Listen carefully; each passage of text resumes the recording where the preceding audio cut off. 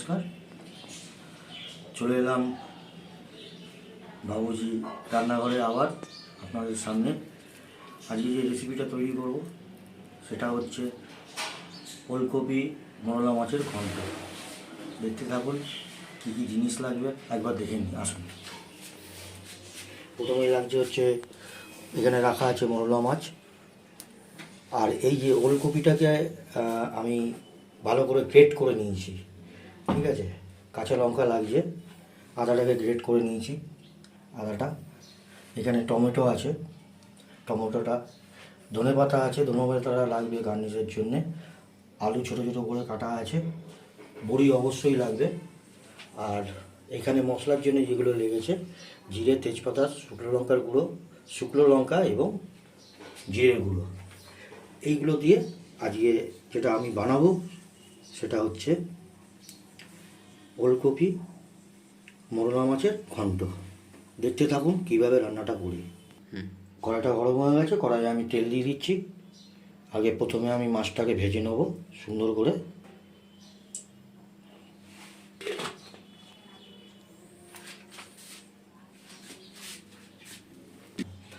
তেলটা গরম হয়ে গেছে, এবার আমি প্রথমে আমি এই মাছগুলোকে ভেজে নেব। মরলা মাছগুলোকে ভেজে নিচ্ছি।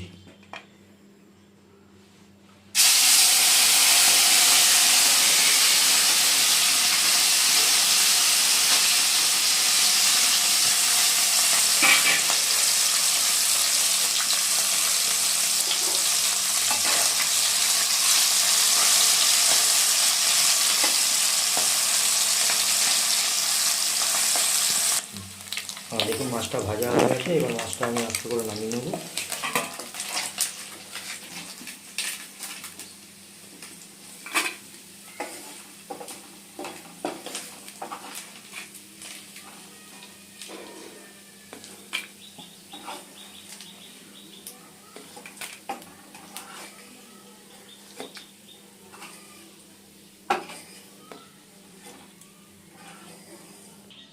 দেখতে পাচ্ছেন মাছটা আমার ভাজা হয়ে গেছে। এবার এই গরম তেলে আমি এখানে রাখা আছে আমার তেজপাতা,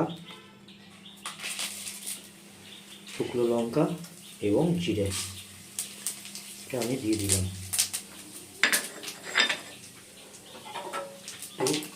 ভাজা হলেই ধোঁয়া বেরিয়ে গেছে। আমি এবার আলুটা অ্যাড করব। একটু হালকা করে আলুটাকে আমি ভেজে নেব।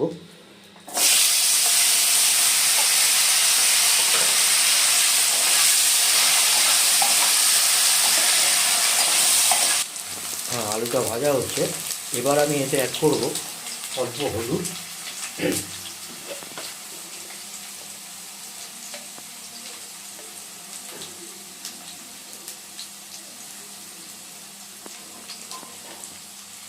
এবং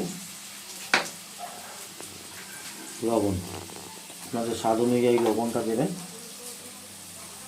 এই লবণটা দিয়ে দিলাম।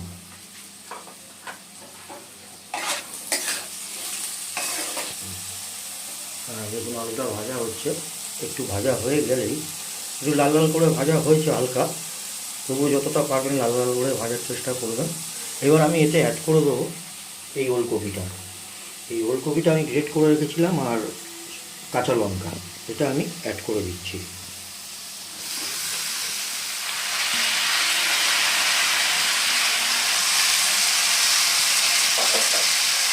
এটাকে ভালো করে মেশাতে হবে।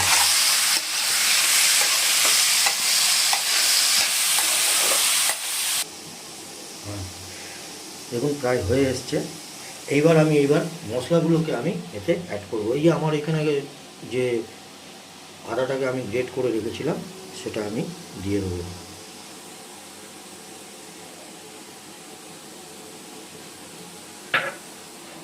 তারপরে চলে আসছি এখানে শুকনো লঙ্কার গুঁড়ো এবং জিরে ধনের গুঁড়ো, ভালো করে মিশিয়ে নেব।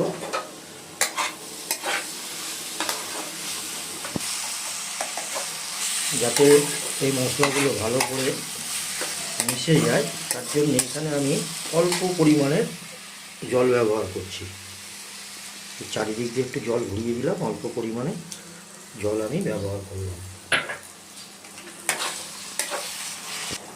দেখুন ভালো মিশে গেছে। এবার না আমি এই কপির থেকেও জল বেরোচ্ছে, এবার আমি এই টমেটোটা অ্যাড করে দিলাম, ভালো করে আবার মিশিয়ে দেবো সব কিছুর সাথে। এবার খালি আলুটা সিদ্ধ, হ্যাঁ আলুটা সিদ্ধ হয়ে গেছে। এইবার হচ্ছে মেইন জিনিস, দেওয়ার সময় চলে এসছে। তাহলে আমাদেরকে কি করতে হবে, আমরা এই মাছগুলো এর ভেতরে দিয়ে দিলাম। হয়ে গেল আমাদের ওলকপি মোরলা মাছের ঘন্ট, খুব সুস্বাদু। তরকারিটা একদম হয়ে গেছে, পরিবেশন করার জন্য রেডি। এইবার আমি তরকারিটাকে নামিয়ে নিয়ে আমি এখানে আমার যে বড়ি আর ধনে পাতা রাখা আছে সেটা দিয়ে আমি গার্নিশ করে দেবো। তরকারিটা হয়ে এসছে, একদম তৈরি। এবার আমি তরকারিটা এই পাত্রে তুলে নেব। তরকারিটা রেডি হয়ে গেছে। এইবার শেষ কাজ, আমি এই বড়ি গুঁড়ো করে দিয়ে দেবো।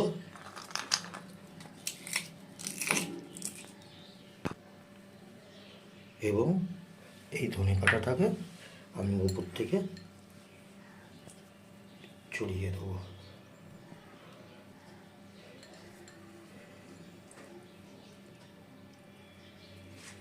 আসুন, আমাদের ওলকপি ঘন্ট একদম রেডি। আমাদের রেডি হয়ে গেছে ওলকপি মোরলা মাছের ঘন্ট। আমার এই রেসিপিটা যদি খুব ভালো লাগে, ভিডিওটা যদি ভালো লাগে, তাহলে লাইক, কমেন্ট, শেয়ার এবং সাবস্ক্রাইব করতে ভুলবেন না। আপনারা আমার পাশে থাকুন, সবাই ভালো থাকুন। ধন্যবাদ।